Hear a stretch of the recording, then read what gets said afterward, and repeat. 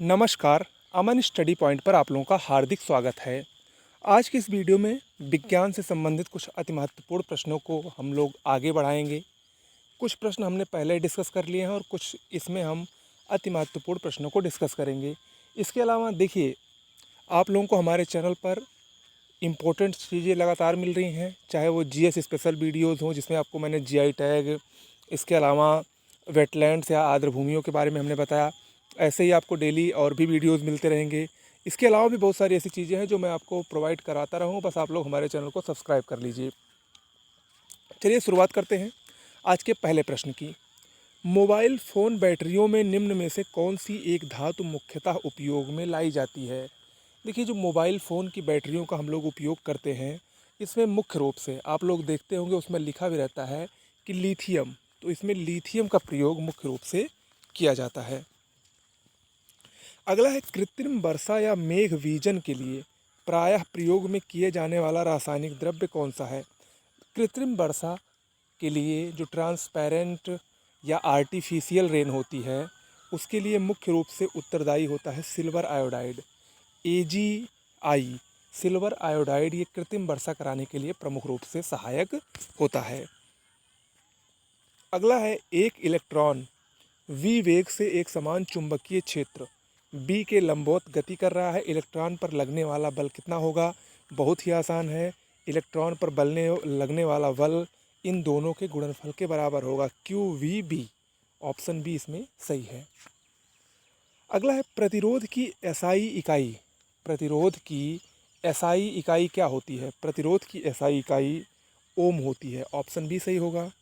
अगला है, पानी को ब्लीचिंग पाउडर में मिलाने पर कौन सी गैस निकलती है? पानी को जब हम लोग ब्लीचिंग पाउडर में मिलाते हैं तो इससे क्लोरीन गैस निकलती है। ऑप्शन डी इसमें सही होगा। ओके, आगे हम लोग बढ़ते हैं। अगला प्रश्न है, समुद्र के अंदर संचार एवं स्थिति आकलन के लिए प्रयोग में लाया जाने वाला यंत्र कौन सा है?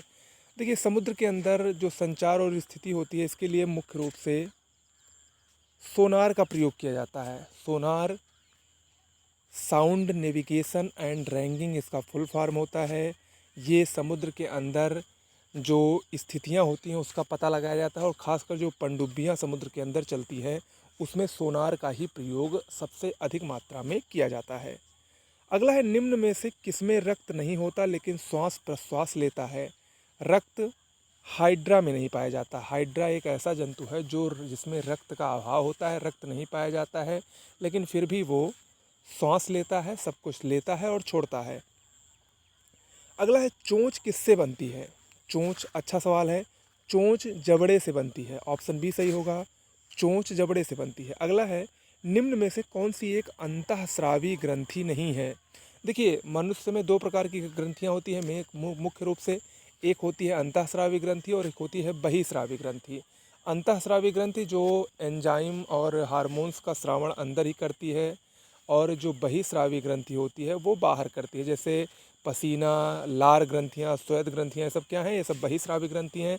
जबकि अंतःस्रावी ग्रंथि पीयूष ग्रंथि, अधिवृक्क ग्रंथि और थायराइड ग्रंथि है। लेकिन प्लीहा या तिल्ली जो है, जिसको स्प्लीन कहते हैं, ये अंतःस्रावी ग्रंथि नहीं है, बल्कि ये मनुष्य का एक अंग है। अगला है, आदमी के कंठ के किस भाग को अवर टू अदर्थ या एडम्स एप्पल के नाम से जाना जाता है? एडम्स एप्पल ये आदमी के कंठ या गले के थायराइड थायराइड उपास्थि के भाग को कहा जाता है। जो मनुष्य में थायराइड ग्रंथियां होती हैं, जो थायराइड हड्डी होती है, उसी को एडम्स एप्पल्स के नाम से जाना जाता है। अगला है, पोलियो का नैमित्तिक जीव क्या है?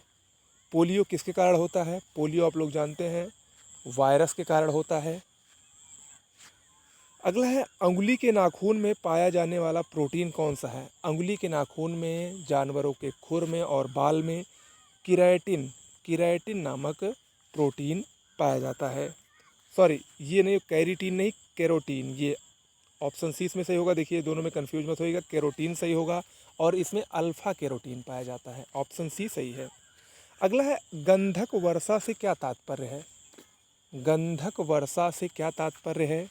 देखिए, गंधक वर्षा ये वायु प्रदूषण के कारण वर्षा के जल का जब सल्फ्यूरिक एसिड के साथ गिरना होता है तो इसी को गंधक वर्षा के नाम से जाना जाता है। ऑप्शन ए इसमें सही होगा। अगला है जर्मन सिल्वर किन धातुओं का मिश्रण होता है।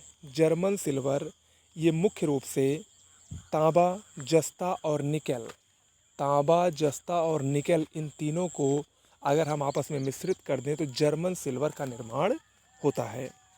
अगला है स्टेनलेस स्टील किसकी एक मिश्र धातु है।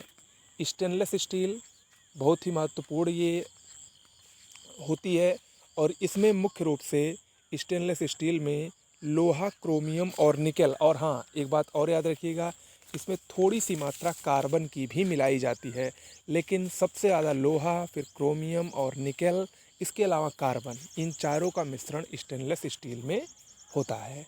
ओके, तो दोस्तों आज के लिए इतना ही। वीडियो कैसा लगा ज़रूर बताइएगा। ऐसे ही वीडियोस आपको हमेशा मिलते रहेंगे।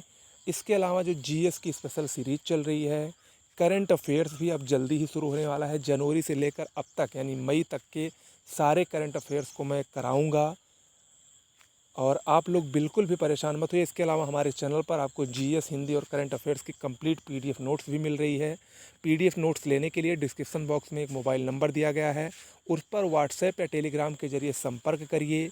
वहाँ पर आपको एक सैम्पल नोट्स दिखाया जाएगा। अगर आपको सैम्पल नोट्स पसंद आता है तो आपको शेष सारी जानकारियाँ आगे दी जाएंगी कि थोड़ा सा शुल्क देकर आपको पूरी पीडीएफ नोट्स बेहतरीन ढंग से लिखी गई, बेहतरीन राइटिंग्स और ऐसी नोट्स जिससे कि आपको प्री एग्ज़ाम या कोई भी वनडे एग्ज़ाम आसानी से क्वालिफाई हो जाए, उसके अलावा कुछ ना पढ़ना पड़े, ऐसी आपको पीडीएफ नोट्स उपलब्ध कराई जाएगी।